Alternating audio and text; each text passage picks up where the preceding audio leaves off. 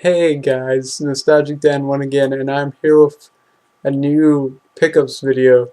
Now that's the thing, like from here on out, I'm gonna stop doing pickups videos like monthly. So like I've been doing them monthly, like every other month, but I realized some months you just don't get much, and then some months you just kind of go all out. Like for me, I guess that would be my August pickups. But like instead, say in 2 weeks I get like a bunch of pickups, then I do a video. But say it takes a little bit longer, like maybe 5 weeks like this or 6 weeks, then I do it. So I'll just be doing pickup videos whenever I feel like I have a good chunk of games to talk about. So almost similar to like I guess I would compare my pickups to like TV Unless from here on out. Like it's kind of like recent collecting and just really spontaneous whenever I have a good chunk of games. So this is my new pickups video, so let's get into it. As you can see, I got a good amount of games and some new release stuff, so I'm going to start off with some retro stuff. We got Croc 2 on the Game Boy Color.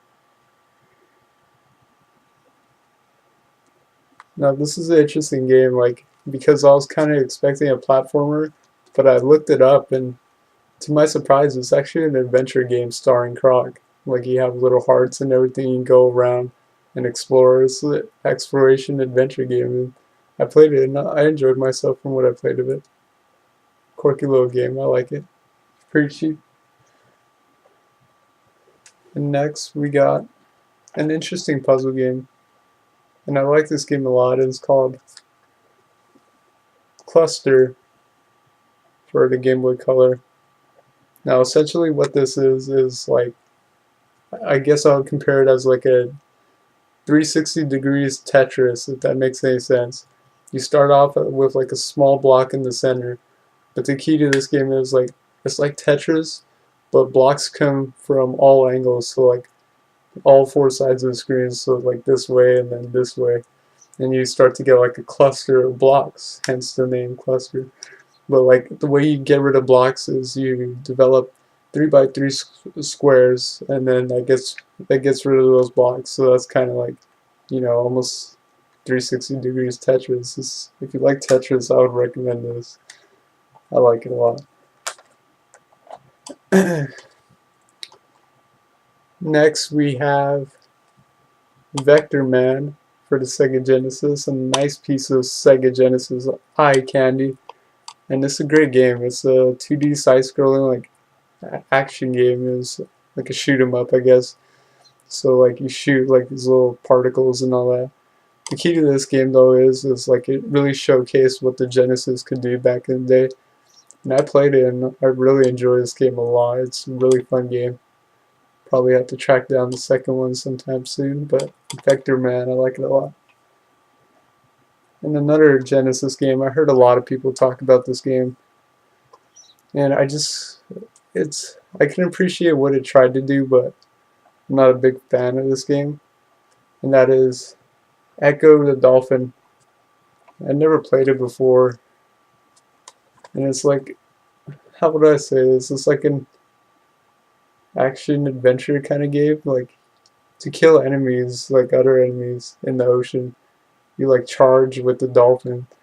But you have to like explore around and like swim, jump, and really bizarre. But like, I don't know, I was just kind of lost, didn't know what to do. But I don't know, I appreciate what it tried to do. Say that. And next we have a Nintendo 64 game. I haven't tried it yet, but it's by Midways, and it looks like an interesting little action game, and that is Chopper Attack. Got this for pretty cheap, so again, I haven't played it, but I definitely want to try it out.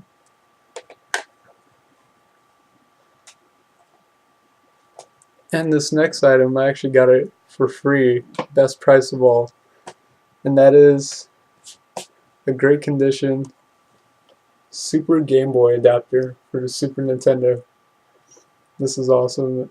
I got it for free off Lukey, so, and it came just in time, like a week before my 24-hour live stream, so I'm really happy about that because now that opens up that like I could live stream Game Boy games, which I did, and they look great. So it opens up another library to live stream. So works great. One more, if you like Game Boy games, you don't have like a GameCube, it's a good option to play, standard Game Boy games, and these kind of Game Boy Color games will also work with the Super Game Boy. So great little accessory to have for your Super Nintendo. And next we got 4 PlayStation 1 games and 1 Dreamcast game. So let's go through these. Picked up War Games Defcon 1. And from the back it looks like a little interesting action game. I haven't tried it yet, but I will soon. And I got it for really cheap, so I can't wait to try this out. These next ones I have played. And that is Street Racer on the PlayStation 1. This game made multiple appearances on all kinds of consoles. Like, I think it was on the Game Boy, I think it was on the Sega CD. It was all over the place, basically. And what this is like, as you can see in the back there, it's a simple racing game, but it's like small. So, like, the circuits are really small. Like, you can see the whole circuit basically in your field of view. And it's really quirky. Like, you have like these, I believe it's 8 characters, and they all have their own unique abilities. So, like, different characters do different things. You can pick up power-ups. So I guess kind of like Mario Kart in like a small downscale. Really quirky. Definitely check it out. It's really cheap. I enjoyed it. And next we have a puzzle game. A puzzle game that I actually really enjoyed, but that is Puzznic on the PlayStation 1. And this is another interesting, quirky little puzzle game. You have like a story mode, free play mode, and essentially what it is like you can kind of see on the cover, you got those kind of blocks, and like you have a little cursor, and you can move the blocks like left and right. That's it. So like once 2 blocks of the same types of blocks touch, they delete, or 2 or more. But then it starts to get really complicated, like any puzzle game, and like you have to start figuring out intuitive ways to clear puzzles. Really interesting. Really interesting puzzle game. This next game was kind of a sleeper to me. Like, I didn't expect to enjoy it as much as I did, especially for so cheap. But that is, and I love this. It's one of my new favorite racing games on the PS1. That is Streak Hoverboard Racing. This is actually a great game. I like this a lot. If you're like a quirky racer fan, you'll enjoy this. The best way I can compare it is like it reminds me of Jet Moto meets like Cool Borders, basically, because like it's a racing game first, but then you can do tricks. You can do like all kinds of like kind of snowboard type tricks, and it's really intuitive. Like the triggers will make you rotate like to do barrel rolls, I guess you would say, and then like the other triggers are like you can do flips, you can spin, you can just do all kinds of crazy tricks, and it's not like you're tricking for no reason. Like I like that about this game is like you do tricks to actually get boost, or like not necessarily boost, but you can't reach max speed unless you do tricks. So that gives you incentive to actually do tricks. So it's a nice combo. Really enjoyable game. Even though there's one track in particular I really hate in this game, and it's like the carnival stage. I hate that level with a passion. But the levels are pretty good, so if you like some quirky racers, definitely check this one out. I would highly recommend that. And next we got one Dreamcast game, and it's just like a kind of mediocre jet simulator, and that is Arrow Wings on the Sega Dreamcast. And like I said, it's nothing too special, it's just kind of mediocre. But visually, it looks like a great game. It's pretty impressive visually. Still holds up really well. But meh. But yeah, those are those 4 PS1 games, 1 Dreamcast game. So let's check out the next bunch of games. Okay, and next we got some more modern stuff, more modern handheld games, and just modern games in general. So let's check this out. Start off with some PSP games. I'm really getting into the PSP and PS3, trying to build those collections lately. So I picked up two PSP games. So first one is an NIS title, and that is Spectral Souls: Resurrection of the Ethereal Empire. And this is a tactical strategy RPG. And I don't know why, but lately for some reason I've just kind of been on a tactics RPG kick. Like, if you don't know what tactics RPGs are, like strategic RPGs, is like usually they involve like a grid system and you have to move around specific ways, and almost like chess meets RPGs basically. And I've been on a kick lately of those. I've been buying a lot, and that I noticed, but I really enjoy those. This appears to be a decent little tactical strategy RPG, and the reason I picked it up, NIS title, and it was only $5, so I can't really pass up a $5 NIS game, so can't wait to give it a shot. And next we have a really quirky adventure game on the PSP, and I can't wait to try it out. I haven't played it yet, and I just got it recently, and that is Tokobot, and it's by Tecmo, and it looks to be a really interesting, like quirky action adventure kind of game, exploration game. It looks really fun. I looked up reviews and it got like surprisingly a lot of good reviews. And I think it's got some like puzzle elements hidden in there. So it's just really quirky. It looks like you get a bunch of these like little robots and you have to like kind of solve environmental puzzles and I guess maybe do combat.